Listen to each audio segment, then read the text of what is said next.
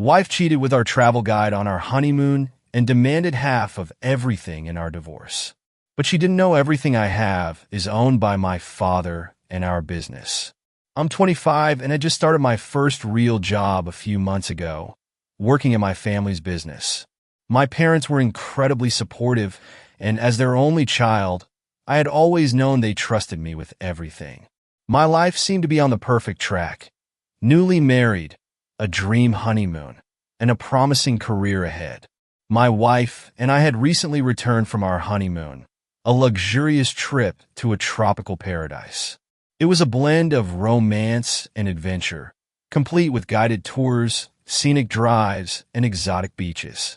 At least that's what I thought. After returning home, I spent an evening going through the photos and videos we'd taken. Among them were clips from the rental car we used, a habit I picked up from my father to always document rental vehicles for any potential disputes about damages. What I found turned my world upside down. The video wasn't anything I had expected. Instead of scenic drives or candid moments, there she was, my wife, completely naked and entangled with the travel guide we'd hired. The footage was explicit, and the location? The same car we rented, while I had been at the hotel taking care of last-minute bookings for the next day. I froze, my stomach nodding as I clicked through more files. It wasn't a one-time thing. There were several clips, all showing the same pattern. While I was busy, she was sneaking off with him. The betrayal was beyond anything I could fathom. This wasn't just infidelity. It was during what was supposed to be the most sacred and cherished time of our lives. That night, I didn't confront her immediately. I needed time to process and think. Everything we had, I realized, wasn't truly ours. The house we lived in? It was owned by my father. The car she used? Registered under the company's name. Even the credit cards she flaunted? They were linked to accounts in my father's name. The only thing that was genuinely mine was the $25,000 I'd saved from freelancing gigs during my studies. She didn't know any of this.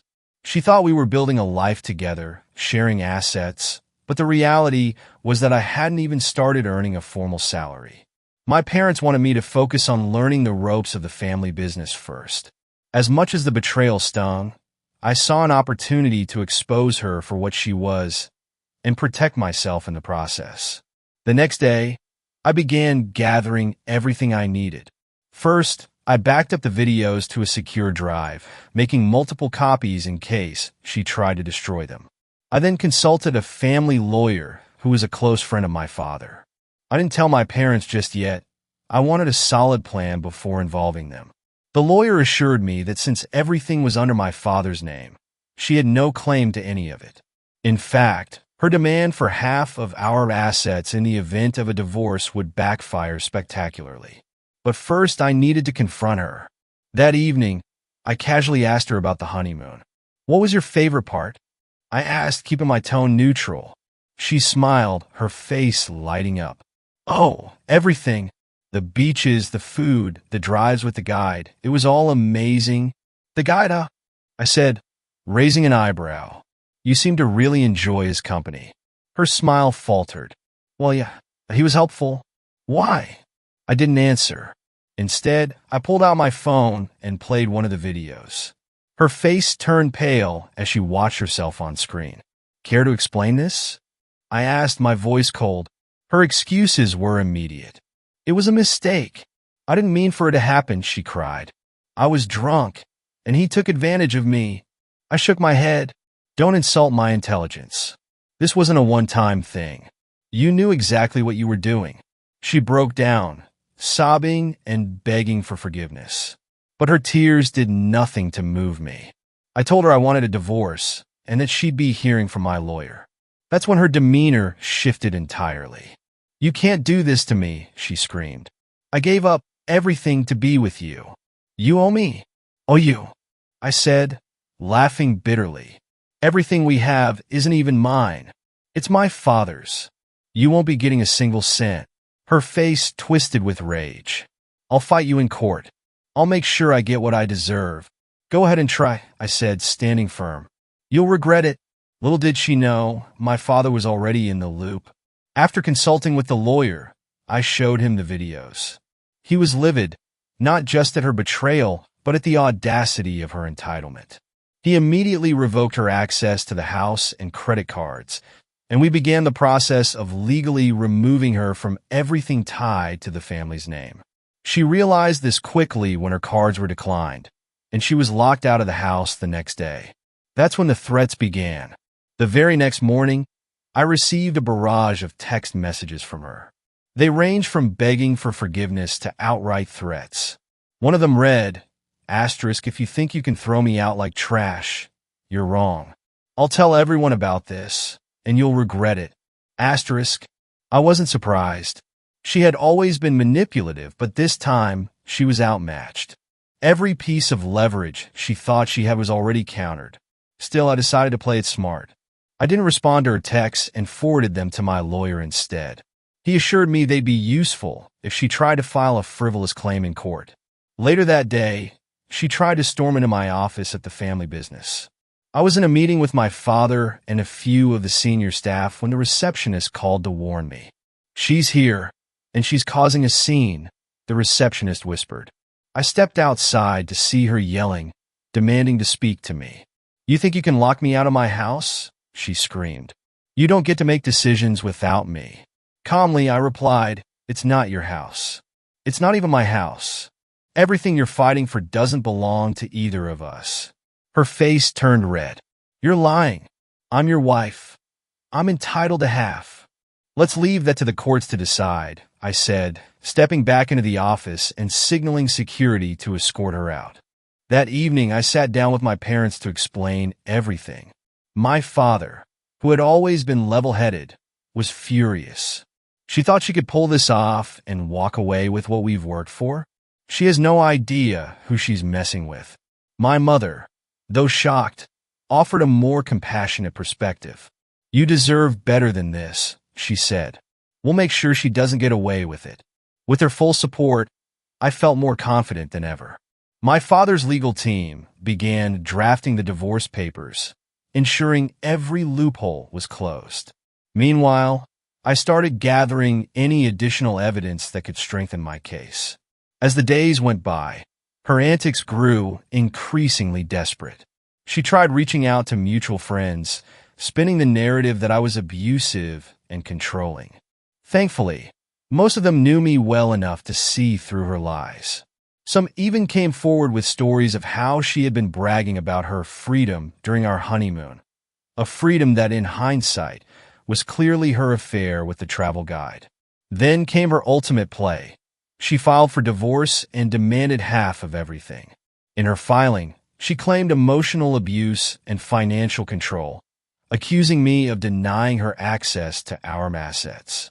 What she didn't realize was that her claims were as weak as her loyalty. During the first court hearing, my lawyer presented the evidence. The videos, the texts, and the financial records proving that nothing was in my name. The judge was unimpressed with her arguments, especially after hearing about her infidelity. Her lawyer tried to pivot, claiming that the videos were an invasion of privacy. My lawyer countered with the fact that the footage was legally obtained from a rental vehicle for documentation purposes. The real turning point came when my father testified. "The asset she's referring to, our house, our business, none of it belongs to my son yet. He's still an intern, learning the ropes. She has no legal claim to any of it." Her lawyer looked defeated. She, on the other hand, looked like she wanted to scream. Outside the courtroom, she approached me. "You've ruined my life," she hissed. "You'll regret this." I stared at her, unflinching. "You did this to yourself. Enjoy the freedom you were so desperate for." Her downfall didn't stop there. After the divorce proceedings, I made sure the videos and her behavior were known to her family and close friends. I didn't actively smear her reputation, but I didn't hold back when people asked why we separated. Word spread quickly, and soon, even her own family began to distance themselves from her. She tried reaching out to me one last time, claiming she wanted to make amends. I ignored her. By then, the divorce was finalized, and she walked away with nothing, not even sympathy from those who once supported her. With the divorce finalized, I thought that chapter of my life was closed, But the aftermath of her actions continued to ripple. Her reputation was in tatters. The travel guide, her partner in the affair, had already been fired from his agency after the scandal became public knowledge. Turns out, I wasn't the only one who had recordings. Another couple we had befriended on the trip had witnessed her flirting with the guide and shared their own videos when the rumors reached them. The agency, fearing liability, terminated him immediately. She was left with no allies. Her family, once staunchly on her side, turned cold after realizing the extent of her deceit. Her parents even called me to apologize, admitting they had been misled by her fabricated stories about me.